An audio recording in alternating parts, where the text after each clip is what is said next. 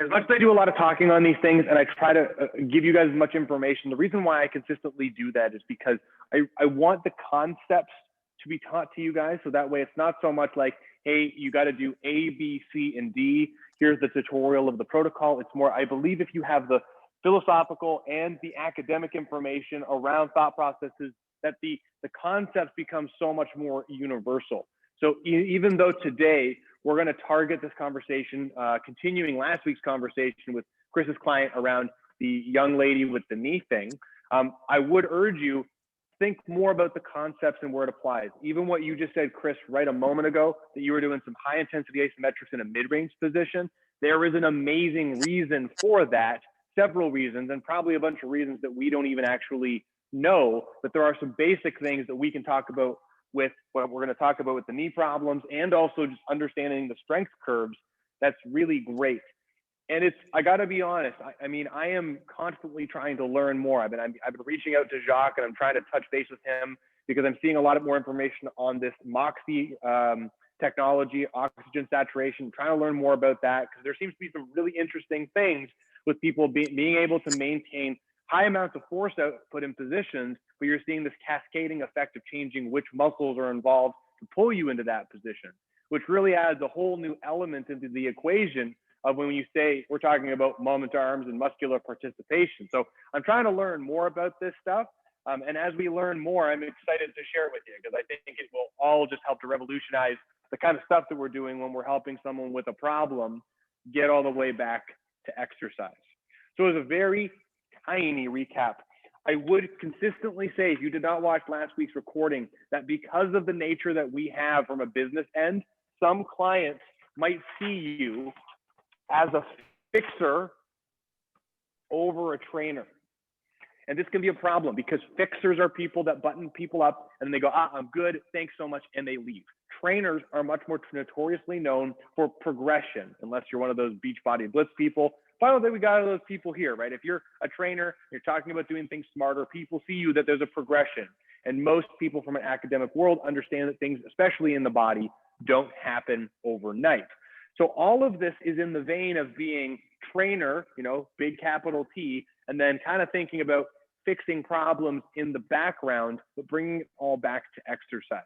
Because one of the problems we're talking about from a business end that we kind of talked about with Chris really quickly is if you have someone coming in and they got a problem and they say, hey, fix me up so I can keep doing other stuff, that's great. But the problem is where does that relationship go? If they want to be just using you as a fixer and seeing you once every 6 months, that's fine.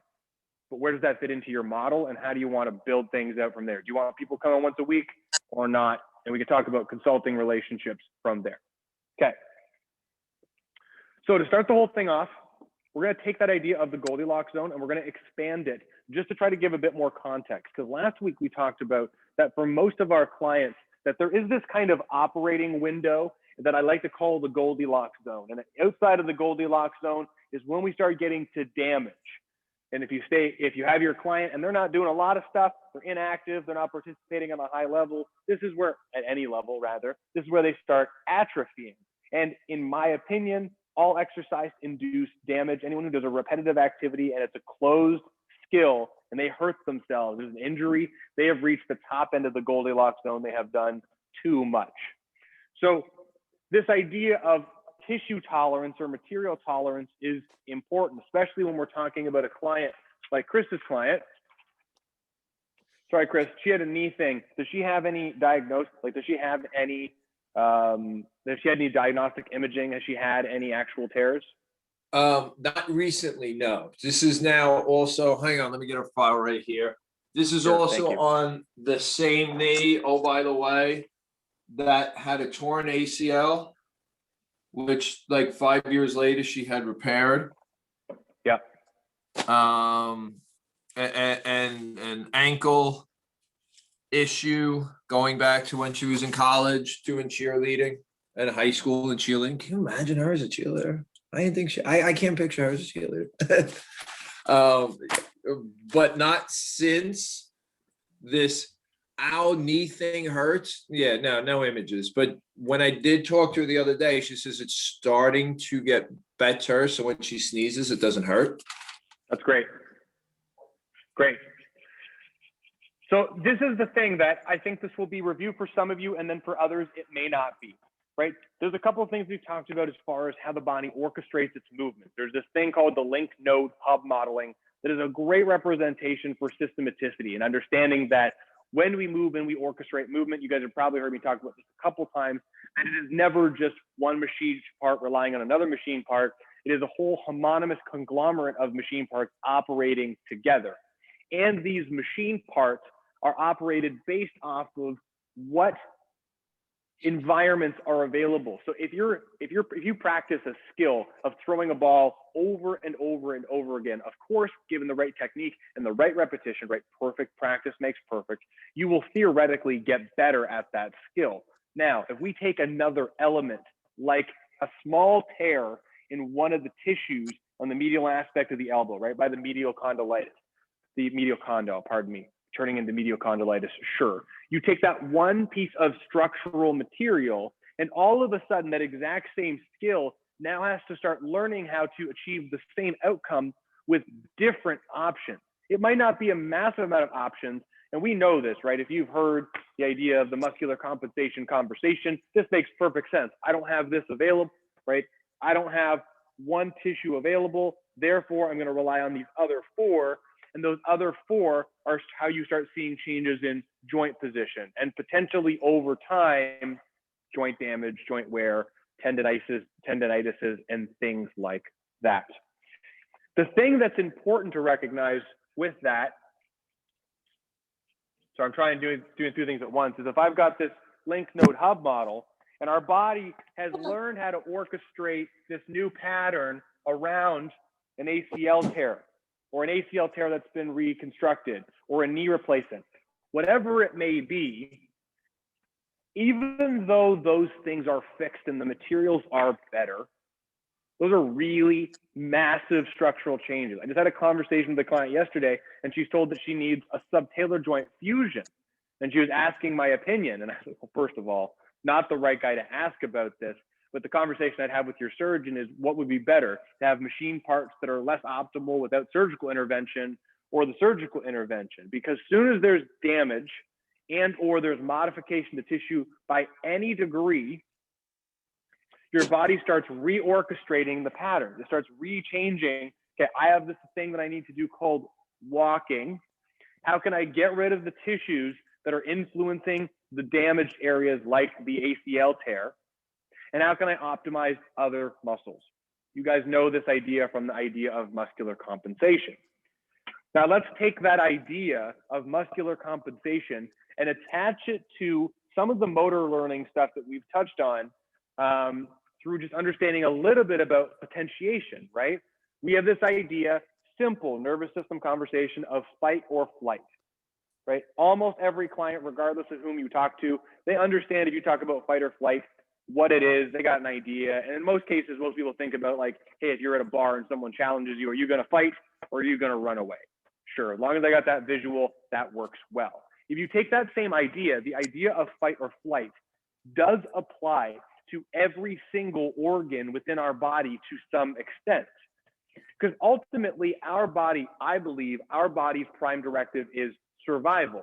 And if we put it in specific scenarios like boot camps, flinging barbells, picking up heavy things, driving a car, walking, whatever it may be, in the moment, that is the task that our body has to execute in a specific way to keep us safe and help us achieve some direction. Even driving, there are many things that it's not very physically demanding, but we have to orchestrate so many different things to make sure not only that we get to our destination, but we get there safely. So if we have this idea of fight or flight, you could easily bring this up to a client who has had joint damage like ACL, a tear in that tissue, because you could talk about how if that tissue has been modified, there is a learning curve in where before the tissue is modified, after it was modified, and recovery of that modification, where the body is still slighting around that area to come up with new solutions so that person can continue to do what they do. And this brings up a really quick story that, it was more of an experience I had with my wife. My wife and I, as you know, we had a baby a year and a half ago, young Maxwell, very exciting. I love him. And we were planning on, full disclosure, we were planning on having a natural birth, not natural birth, but like, you know, doing it the normal way, right? The way that mom and pop are supposed to do it kind of thing. But we had some complications and we were forced to do an emergency C-section, which was not on the radar. Katie had a C-section. 12 hours after the C-section, the protocols the nurse have, at least when we were going, is to stand mom up. Mom's got to sit up and stand up at the 12-hour mark.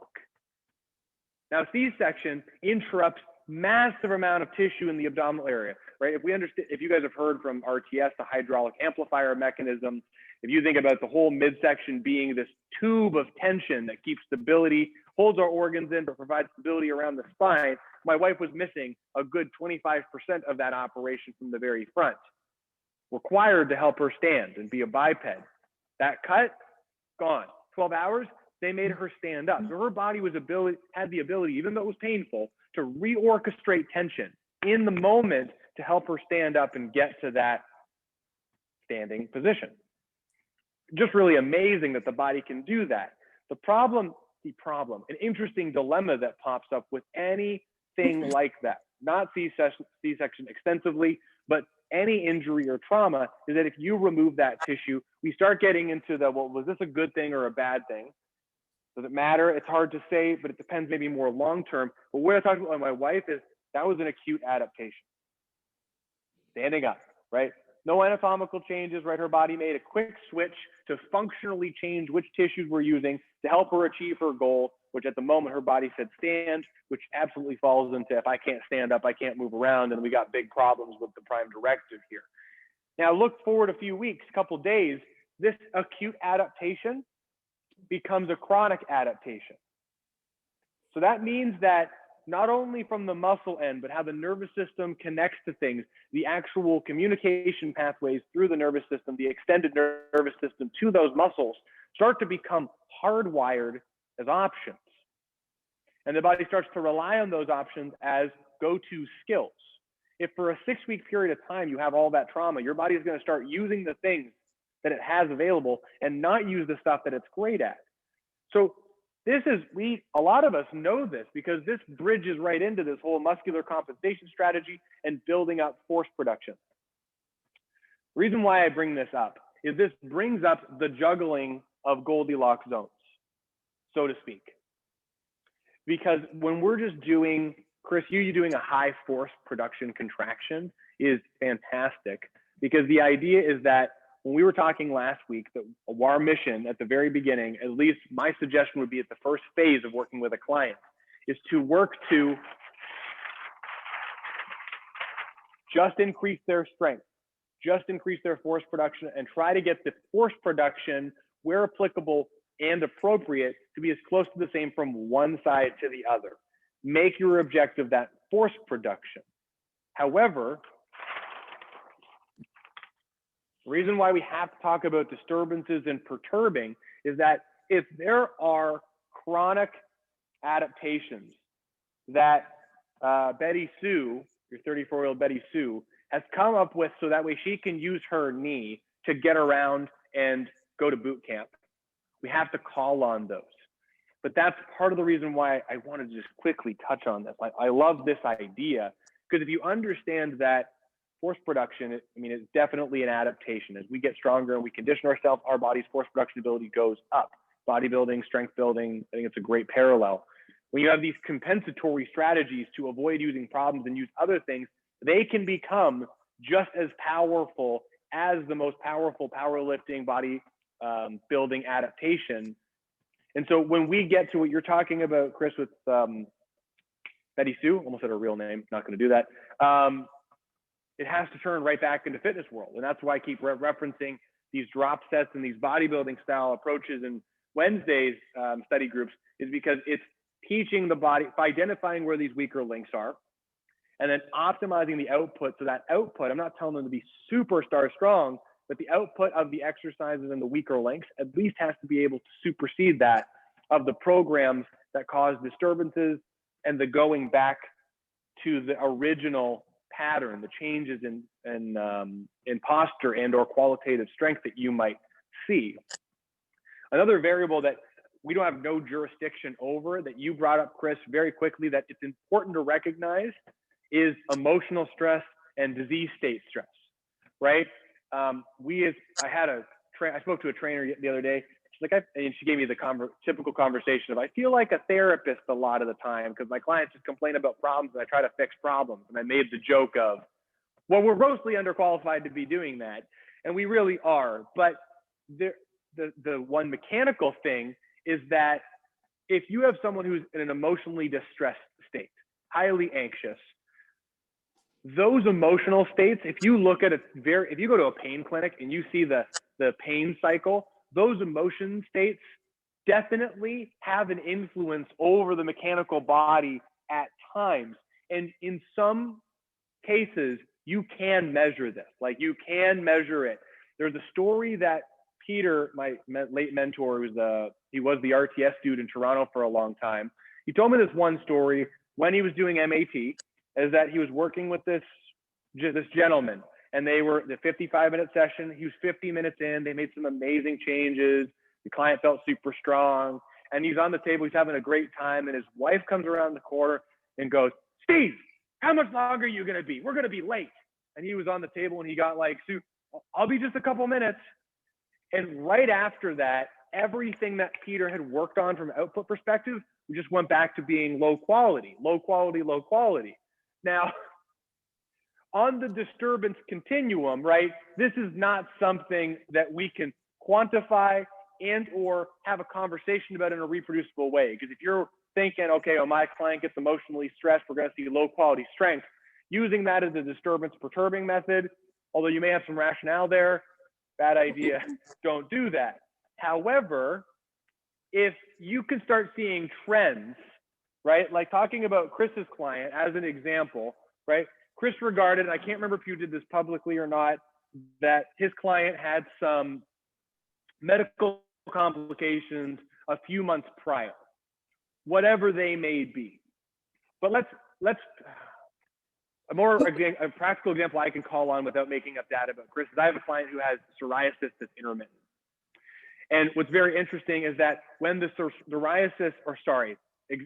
eczema, right? And when eczema pops up in specific areas and gets really, really itchy, I don't know if it's eczema or the itching the client is doing on them or the treatments they're trying to do on those areas, but we consistently see 3 specific ranges that show up low quality when there's this eczema state, which I can understand how that happens, but it's kind of crazy, right? Like, you can't be making inferences of, you had a bad day with your wife, therefore we're going to see these weaknesses. But you could start to collect data, because if you can make these numbers of, I have several clients where I'll ask them on a scale of 1 to 10, 10 being, you think I'm going to talk to a doctor, 0 being nothing, how stressed are you today? And I have a few that I'll find that when they're on the higher stress level continuums emotionally, they're struggling with depression or something like that, we will see decreases in performance in their body. Gotta be honest, I'm not even gonna pretend to tell you how to quantify those things, but I would say they are important metrics to have. And if, like Chris was saying, his client had some level of medical complications, it is possible that those medical complications, those stressors that she's experiencing emotionally, the trauma on the knee, the high force production of the sneeze, all of those things are very quick or not quick stressful variables on the body, which only just supports, things that Anna talks about, like people learning more about their overall health, getting better sleep, eating healthier, all that stuff, that goes a very long way. But there are elements that we can extrapolate for practical application. I find that Chris she regards every time she sneezes, not now, but she was sneezing for a period of time, her knee would go out.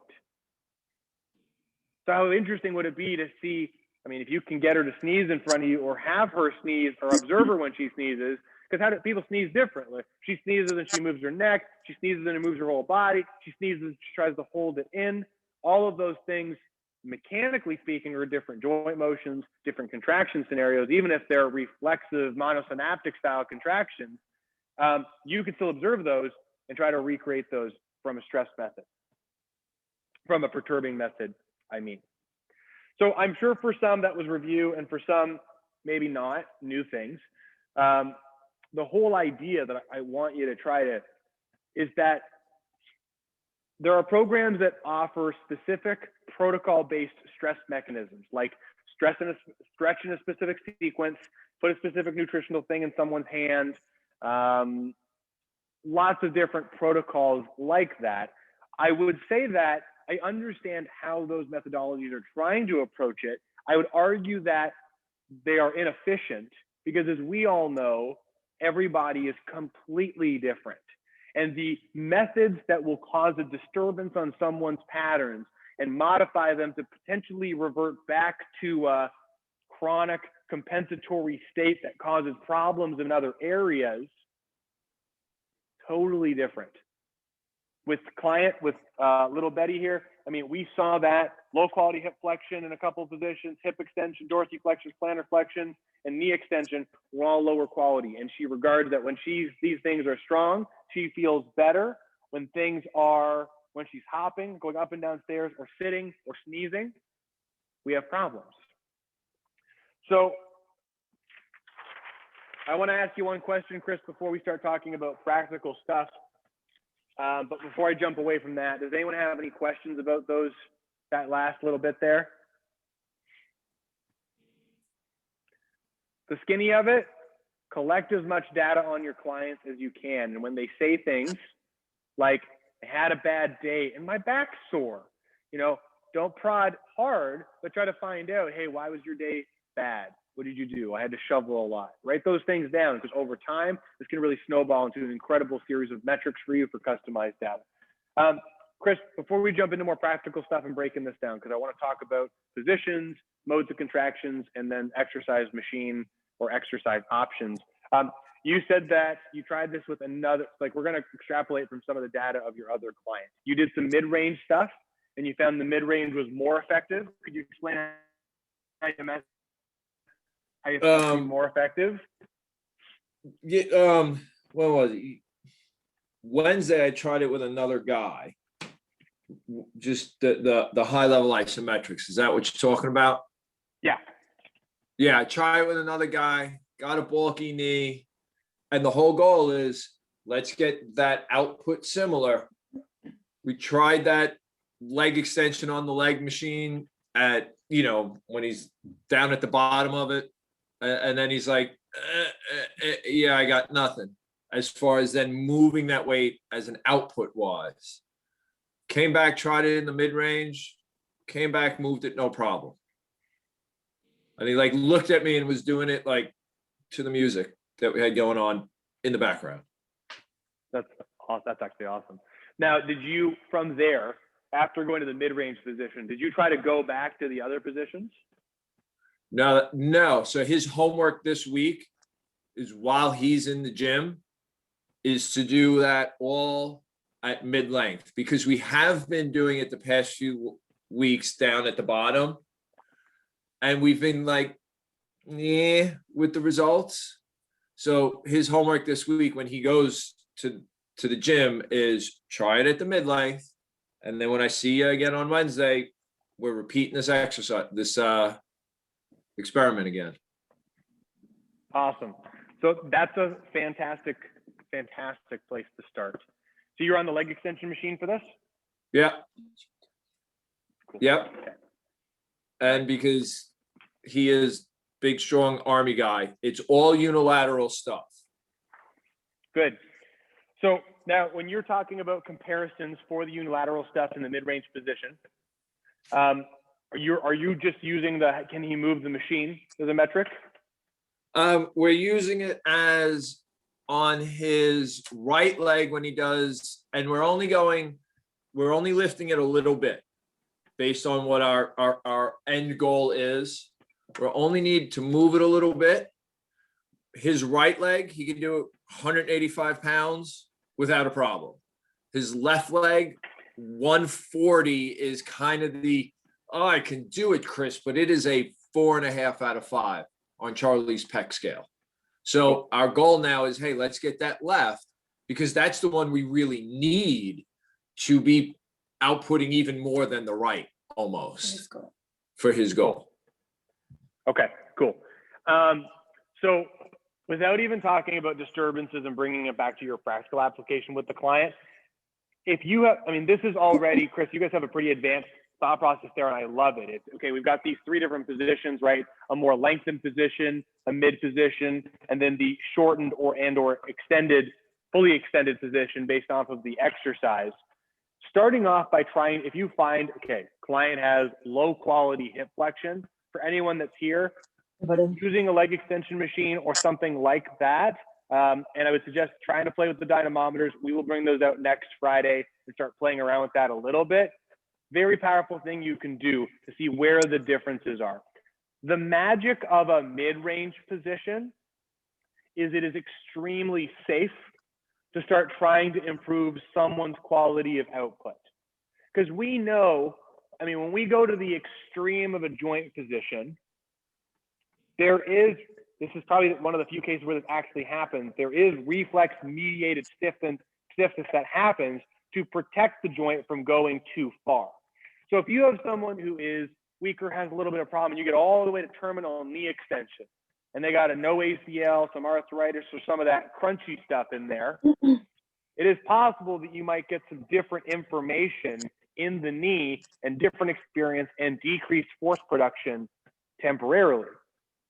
Now, the sneaky thing about the mid-range position, which is kind of cool, if we can find a way to improve the quality of output from there, we can leverage this to start progressing to other lower quality positions, right? So there's this idea, and I've talked about it before, the Hebbian learning model, that if you have something that you can do, it is much easier to learn a new thing and attach it to it, if applicable and if possible, and when appropriate.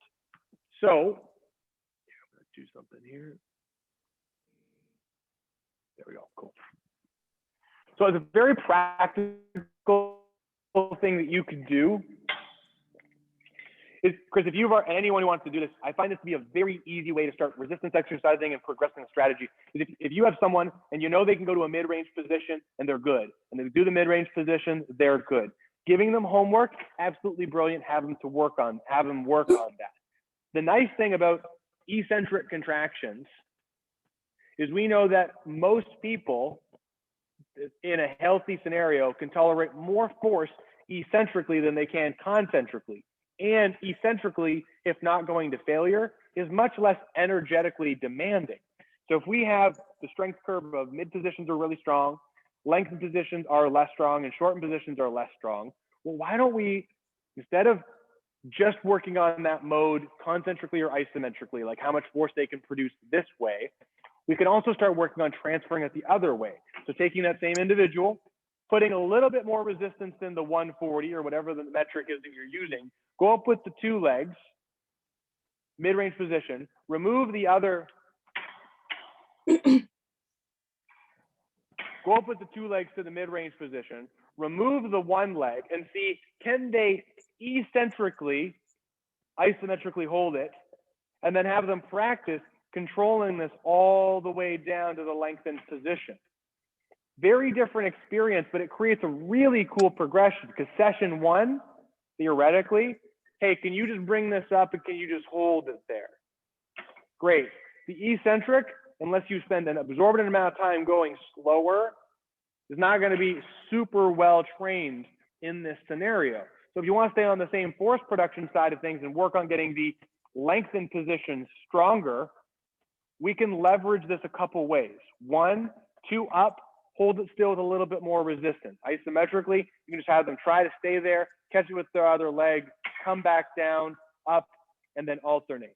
Again, this is more on the eccentric continuum of isometrically holding it, right? The weight is trying to beat me.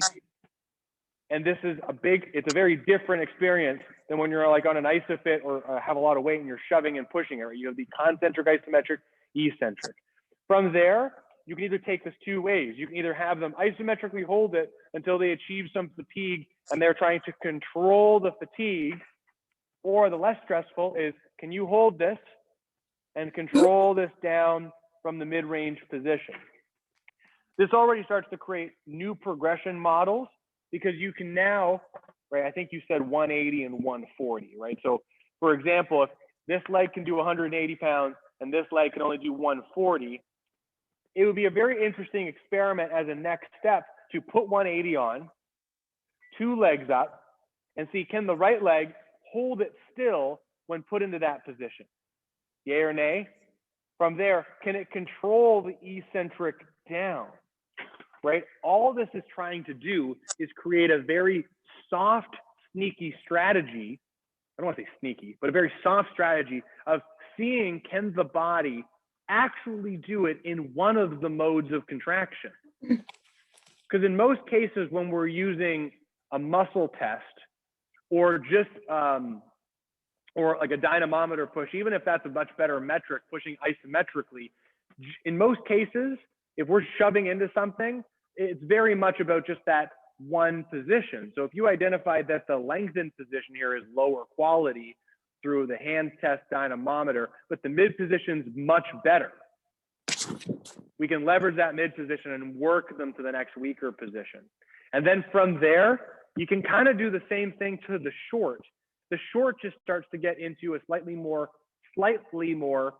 risky scenario, only because you're getting to terminal knee extension. So this brings up a cool question, right? And I would say that this is an ineffective, not always, right?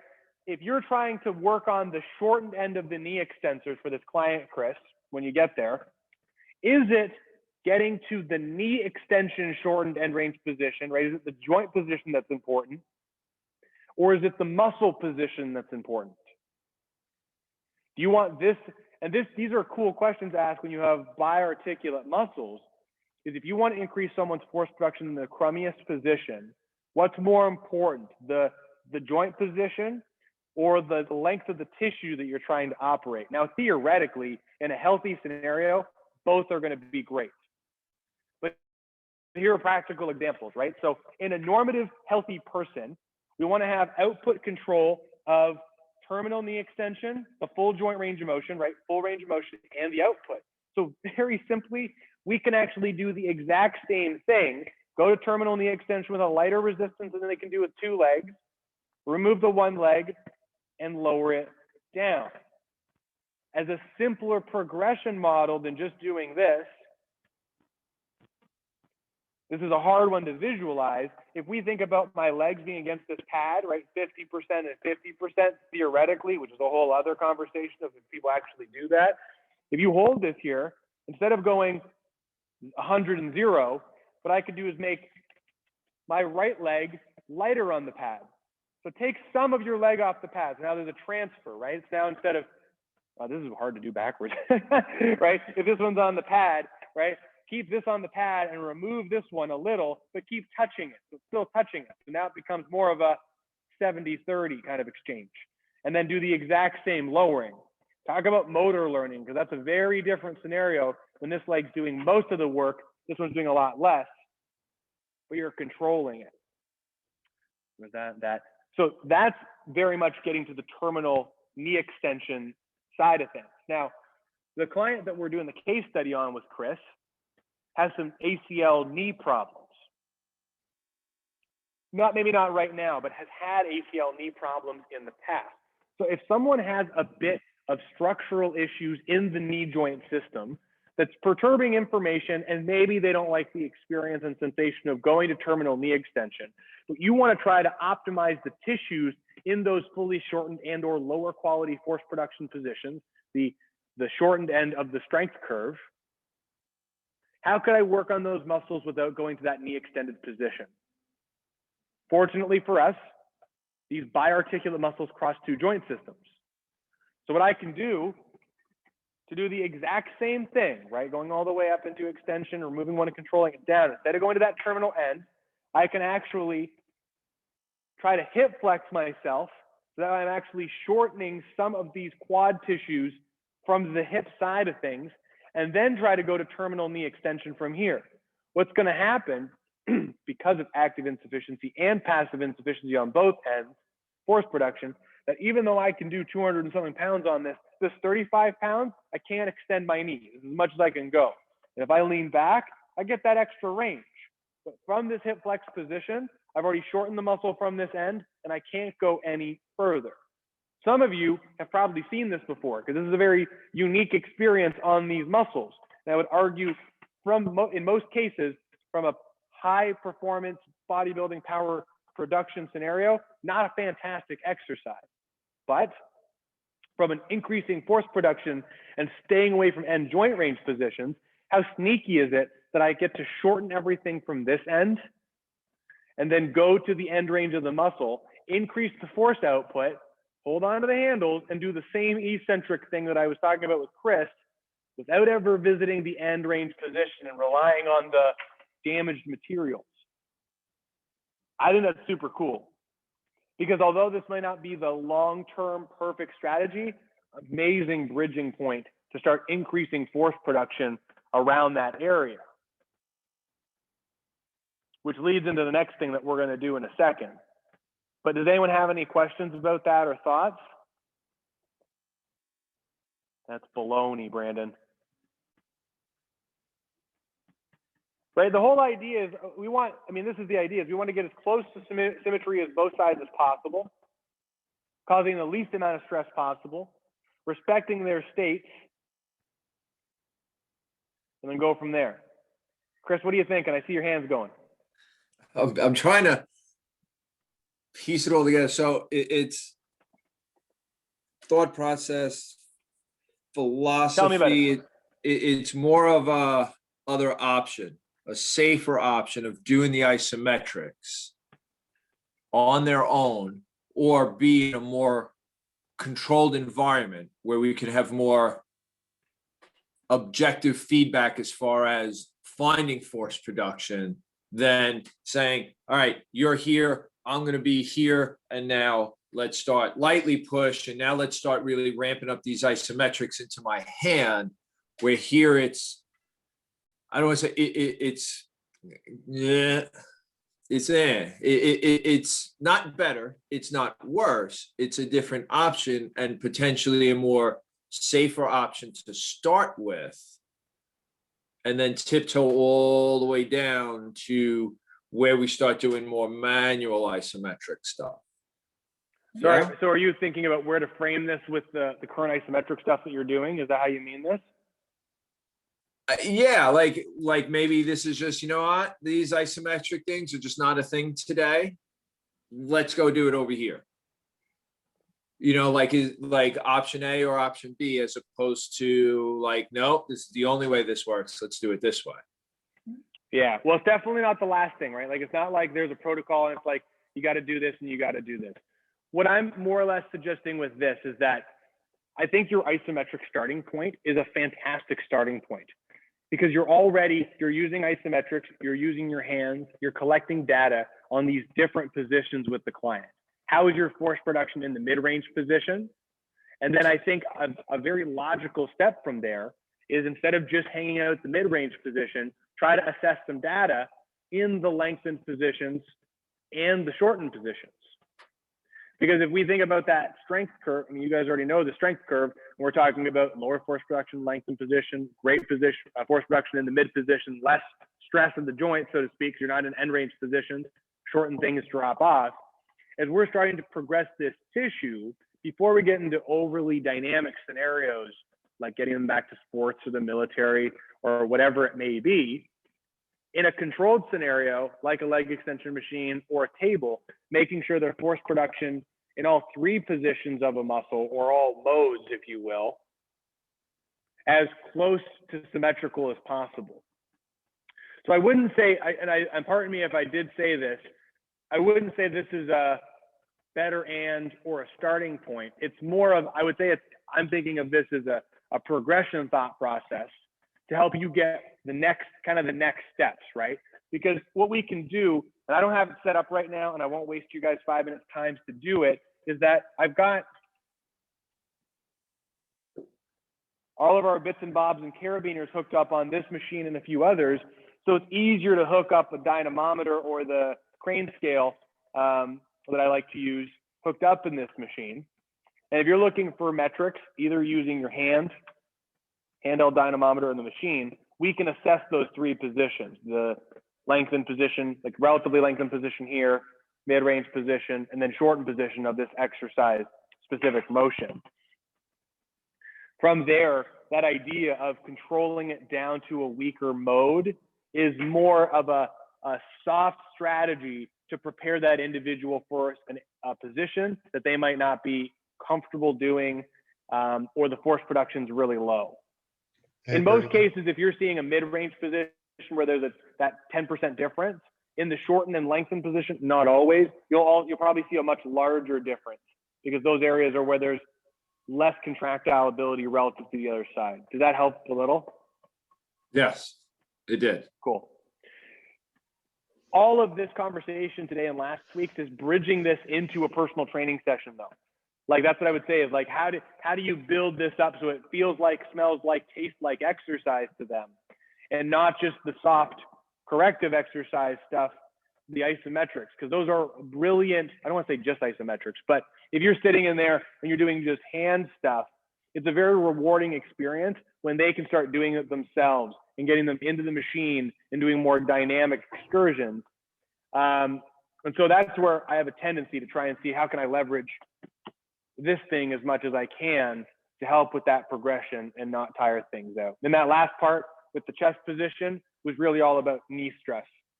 If someone's got like I got a guy who's coming in on, well, if we get to reopen today, which, by the way, if you're in America, we find out today if we get to reopen on Monday. So they're giving us 3-day notice. So cool. But but if my first guy is a guy who needs a knee replacement, and one thing that we can do is we can do this with the hip flex position to optimize that force production. He's that retired NHL guy I told you about. He feels good for him because he gets to stay super active. He's doing the exercise, but he doesn't feel like he's being fixed by me using my hand. If that makes sense. I was going to say something, you know, kind of in regards to Chris's situation. Like, I try to simplify things. Everything gets way too complicated.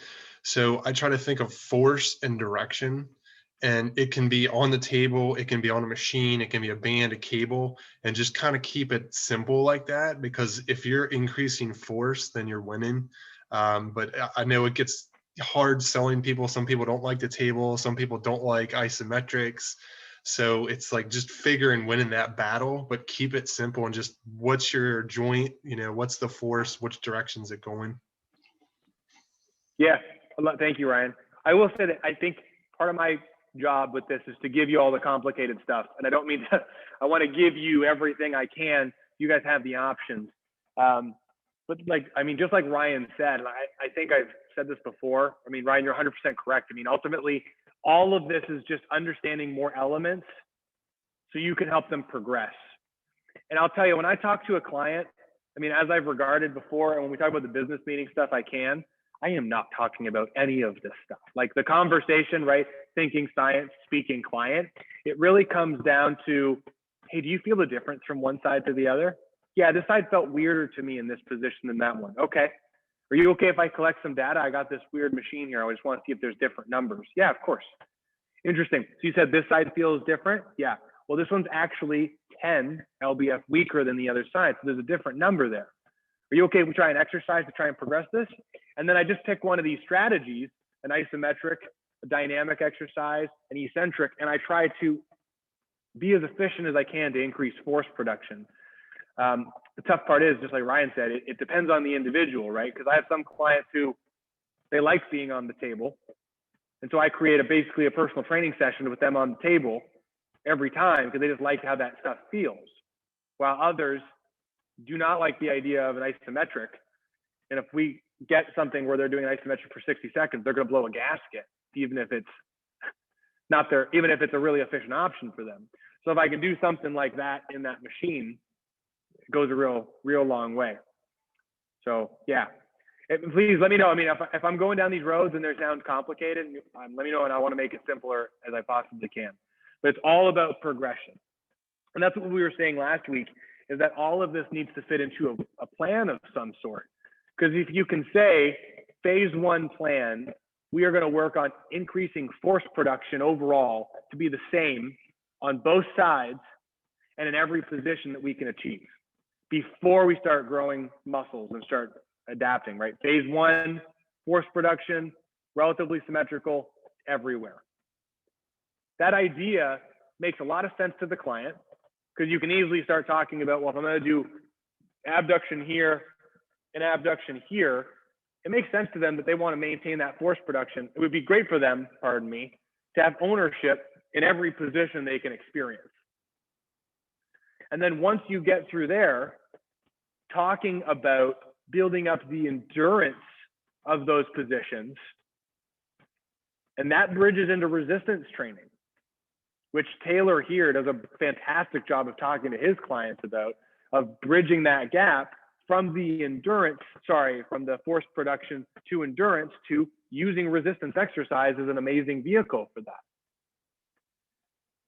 But that's where I love using machines for trying to make changes to help people as front as possible, is because you start introducing the idea of exercise to them in a non-invasive way. So if you've got one of those 70-year-old clients with hand problems and they see you as a fixer, but you get them on the floor and they're doing stuff with the MedX row machine and stuff like that on the ISOFIT, right in the first few sessions, even though it's in the vein of getting the force production up, just the initial strength, you softly introduce them to exercise land, even if they were opposed to it.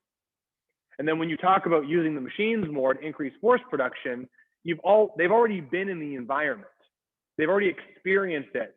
So the sell of trying to convince them that after the reassessment, continuing on is not such a bad idea, goes a real long way for making that progression happen. And that's where most of my clients are 70 plus year. I have a lot of 70 to 75-year-old women who have never used any of these machines before me and now are sold on them.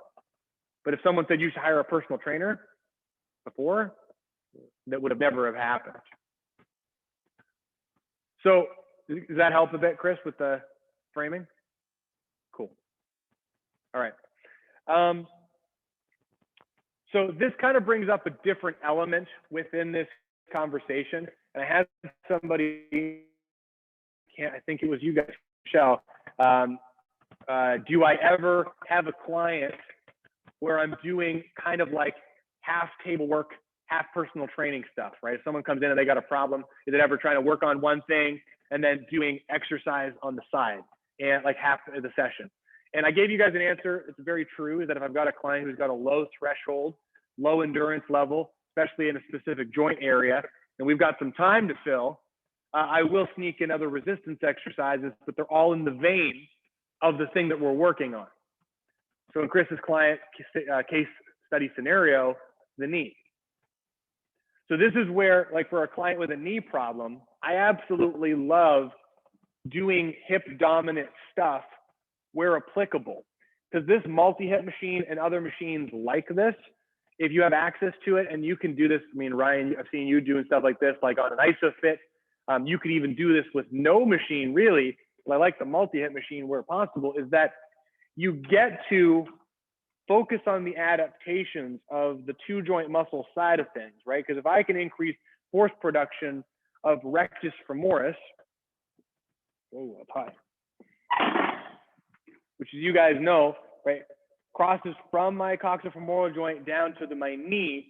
Well, this creates an incredible progression opportunity because no matter what knee position I pick, which there is a continuum of cool options we can pick, is that if I'm on this machine and I'm performing some hip flexion with a client, although this may not necessarily be knee extension, this creates an opportunity to consider working on the muscles of the knee extension mechanism in different positions. And so coming back to that last machine, part of the reason why I'm asking, I would suggest trying to assess the mid position, fully lengthened position, and shortened position. Because this, again, when appropriate, if the knee is saucy, sensitive, and or just not feeling good, and your client comes in and says, Chris, I sneezed this morning, my knee is really, really bad. I don't like it, but I still want to do something. This kind of scenario of a joint system that has the same muscles that crosses two joints but doesn't use the knee allows you to progress that, allows you to get that transfer, right? Talking about functional training from Tom, the RTS program. And what we do with the knee we have this continuum of where we can choose the knee position as to where we want to improve force production. So these options on this machine, where you've seen myself and Michelle at Precision and many other people getting creative with this exercise, it's not just creativity for creativity's sake, which I think is a lot of fun. It does become very focused, right? Because if we take those three modes, mid-range position. Well, fortunately, mid-range position of the quad on this exercise is not that tough. It really is kind of the go-to position that if I'm in this machine and I've got a bent knee and I move my leg up and down, when I'm in this fully extended position, this is the fully lengthened position, but I enter into a mid-range position very quickly by keeping my knee in a neutral position. So if you want to work on mid-range position, where applicable, modify the starting point of this machine so that way you're not in a fully lengthened position, and work on just going in and out of the mid-range position, or using isometrics just like Chris you're doing right now. Shortened position, I want to ask this, how could I get to the fully shortened position of rectus femoris if I want to try to improve this without doing the knee extension machine? How do I get to the fully shortened version of it on this exercise machine? What can I do?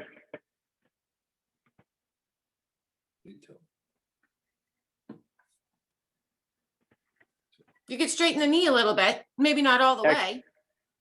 Well, you have that, that's on, and you have that continuum, right? Because without moving anything, I can choose to, gosh, black pants on black machine, not helping anybody. If I can choose to have my knee fully extended and see what I can do with my hip with the knee fully extended. If that's painful, I could do partial knee extension, right? Because in most cases, this 90-degree knee position is kind of the go-to, and it's what the machine even recommends. But everything from extending the knee to different positions and holding it isometrically and moving the hip creates this fantastic option continuum. And if you have access to this machine, an ISOFIT, anything where you're in a standing, fully knee extended hip flex position, you don't have knee problems, would fully urge you to experiment with that. Because as much as you guys can't see this because I'm black on black, right? Fully knee extension and coming all the way up, I'm going to have a decreased amount of hip flexion that I have available, but I get, again, like that machine, to the shortest position of my quad possible, which is a really cool way to continue the progression of someone struggling with knee problems without actually moving the knee. I love this. Creates a really cool option. And if you have athletes that want to improve their knee, they're going to have to need it. They're going to need a knee replacement. Knee replacement. They're going to need an ACL surgery. They got a torn meniscus or something like that. This continuum of doing a hip dominant machine to focus on muscles that cross the knee, fantastic option. And very quickly, I mean, as you guys probably can imagine, doing the hip extension side of this thing as well. I mean, we've got a lot of muscles like semitendinosus, membranosus, and all those other tissues that cross the coxofemoral joint on the posterior side and crosses the knee. Chris, the key that I'm hoping from this case study for you, like talking about this, and let me know if there's, please let me know if there's another question or something on your mind. It's really all about progression, right? How can we take the options that you have and progress them as far as possible? And this allows these playing around ideas, these simple changes, although seem a little, some of them might seem simple and some might seem a little weird and complicated, create an incredible opportunity just for progression. Just for, hey, now we've got this isometric thing down. The next step in ownership of force production is, can you control this after you move a little bit? Yeah, I'm excited about it. Chris, has this last 2 Fridays been helpful for you? Absolutely, especially this one, because again, it comes down to, okay, now what? Okay, now what? You know, great, I'm going to see you next week. Now what do we do? You know, and part of it is, well, you know, you got 2 arms that are working just fine. Let's go use them. But the progression of, you're coming to me for something specific. Let's see if we can help. Super helpful. Thanks, man. Yeah, thank you. And I mean, that's where, when I have clients for years and years and years and years that I work with, the list of the original stuff that we worked on, hip flexion, hip extension, knee extension, changes in foot position. I have these at the front of my client folders, and I'm constantly thinking about it because although you might see this client for another 6 months or a year or longer, or they might disappear, who knows? But whenever you see them again and they go, that knee thing popped up, I bet you 50% of the time, you're going to see this. And you can go, listen, I'll tell you what, I don't know for sure, but I have a pretty confident idea of what we can do to button this thing up. And this reinforces the original conversation that it's about trying to remodel and re-educate this scenario. It's just like Ryan said, is that all this is about force direction and force production. Oh, yeah, for sure. All of it's just about progression and data collection and making sure they have progression there. Yeah.